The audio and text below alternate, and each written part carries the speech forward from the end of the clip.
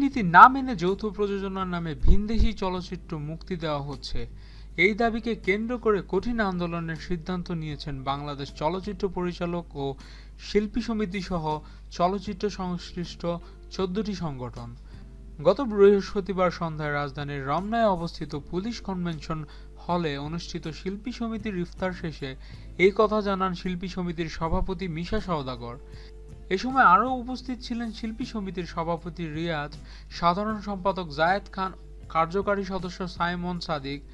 মিশা বলেন, যৌথ প্রযোজনায় নিয়ম মানতে অনেক অনুরোধ করা হয়েছে, কিছুতেই কোনো কাজ হচ্ছে না, বরং আমাদের অনুরোধের মনোভাবকে দুর্বলতা ভেবে কুচক্রী মহলের মানুষেরা লাগাম ছাড়া কথা বলে যাচ্ছেন, কর্মকাণ্ড করে যাচ্ছেন। অত্যন্ত বেদনার বিষয় এই যে এইসব দেশদ্রোহী ভিনদেশি সিনেমার দালালদের দোসর হয়েছেন আমাদের রাষ্ট্র পরিচালনায় দায়িত্বে থাকা কিছু মানুষ। এটা শুধু বেদনারই নয়, লজ্জারও।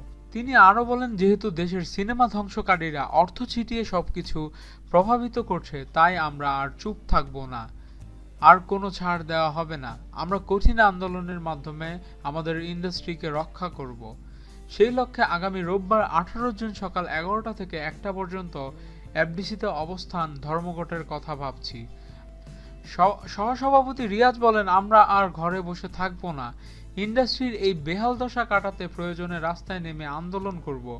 ইন্ডাস্ট্রির সকল সম্মানিত সিনিয়ররা আমাদের সাথে যোগ দিবেন আমরা আশা করছি। আপনাদের মতামত কি এই বিষয়ে? মিশা সওদাগর বা শিল্পী সমিতির নেতারা যে কর্মসূচির ডাক দিয়েছে কতটা সফল হতে পারে আমাদের কমেন্ট বক্সে কমেন্টস করে জানান, এবং ভিডিও ভালো লেগে থাকলে সাবস্ক্রাইব করতে ভুলবেন না। ধন্যবাদ।